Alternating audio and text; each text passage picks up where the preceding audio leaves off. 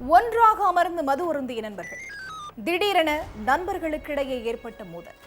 Pier பாட்டிலால் இளைஞரை தாக்கிய கொடூரம். உடம்பை கிழித்து கொலை செய்த பயங்கரம். நண்பனை சக நண்பர்களை கொலை செய்தது ஏன்? நடந்தது என்ன?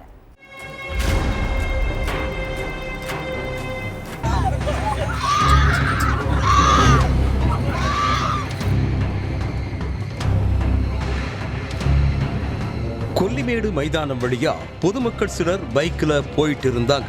அப்போ தலை, முகம், கை, கால்னு உடம்பு ஃபுல்லா வெட்டுக்காயங்களோட இளைஞர் பிரதாப்போட சடலம் கிடந்திருக்கு. இதை பார்த்து அதிர்ச்சி அடைந்த மக்கள் போலீஸுக்கு போன் பண்ணி தகவலை சொல்லியிருக்காங்க. உடனடியாக ஸ்பாட்டுக்கு வந்த போலீஸ் சடலத்தை மீட்டு போஸ்ட்மார்ட்டத்துக்கு அனுப்பி வச்சாங்க.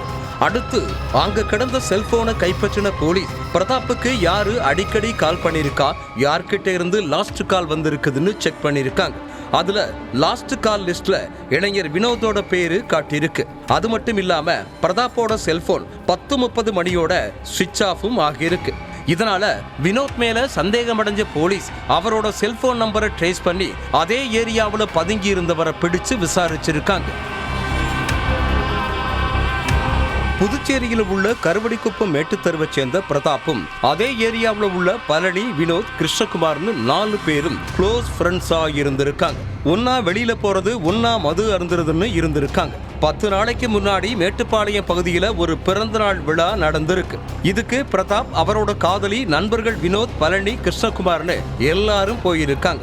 பிறந்தநாள் விழாவை ஜாலியா என்ஜாய் பண்ண நண்பர்கள் ஒன்னா உட்கார்ந்து குடிச்சிருக்காங்க. அந்த நேரத்துல அவங்களுக்குள்ள திடீர்னு வாக்குவாதம் ஏற்பட்டிருக்கு. பிரதாப் தன்னோட நண்பர்கள் வினோத்தையும் பழனியையும் தகாத வார்த்தைகளால திட்டிருக்கார். அதை கேட்டு கோபமான வினோத் பதிலுக்கு பிரதாப்ப திட்ட இவங்களுக்குள்ள பிரச்சனை ஏற்பட்டிருக்கு.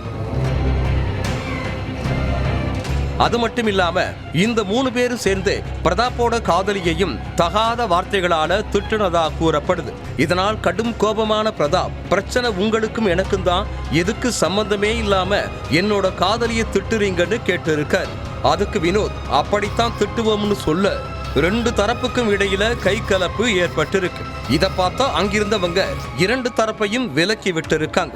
ஆனா தன்னோட நண்பர்களான பழனி, வினோத் மேல பயங்கர ஆத்திரத்துல இருந்த பிரதாப் 2 பேரையும் கொலை செஞ்சிருவேன்னு மிரட்டி இருக்கார். பிரதாப்போட பேச்சை கேட்டு வெறியான வினோத், இவனை இப்படியே விட்டு வச்சா நம்மளை கொலை பண்ணிடுவான், அதனால அவன் நமக்கு ஸ்கெட்ச் போடுறதுக்கு முன்னாடி நம்ம அவன் கதையை முடிச்சுடணும்னு நண்பர்களோட சேர்ந்து திட்டம் போட்டு இருக்கார். சம்பவத்தன்னைக்கு பிரதாப்புக்கு போன் பண்ண வினோத், நமக்குள்ள எதுக்கு சண்டை, நம்ம சமாதானமா போயிடலாம்னு பேசியிருக்கார். அது மட்டும் இல்லாம பிரதாப்ப மது குடிக்கவும் கூப்பிட்டு. வினோத்தோட பேச்ச அப்படியே நம்பின பிரதாப்பும் அவங்கள நம்பி போயிருக்கார். 4 பேரும் ஒன்னா கொல்லிமேடு மைதானத்துல உட்கார்ந்து மது குடிச்சிருக்காங்க. அப்போ 3 பேரும் பிரதாப்புக்கு மட்டும் மதுவை ஊத்தி கொடுத்திருக்காங்க. இதுல பிரதாப்புக்கு போதை அதிகமாகி அவரு தள்ளாட ஆரம்பிச்சிருக்கார். இதை பார்த்த அந்த 3 பேரும் பிரதாப்போட முகம், கை, கால், நெஞ்சுன்னு எல்லா இடங்களையும் குத்தி கிழிச்சிருக்காங்க. இதுல நிலை குலைஞ்ச பிரதாப் சம்பவ இடத்திலேயே துடிதுடிக்க உயிரிழந்துட்டார். இந்த விஷயத்தை கேள்விப்பட்டு ஸ்பாட்டுக்கு வந்த போலீஸ் செல்போன் நம்பரை ட்ரேஸ் பண்ணி தலைமறைவா இருந்த வினோத், பழனி, கிருஷ்ணகுமார்னு 3 பேரையும் அரெஸ்ட் பண்ணிட்டாங்க.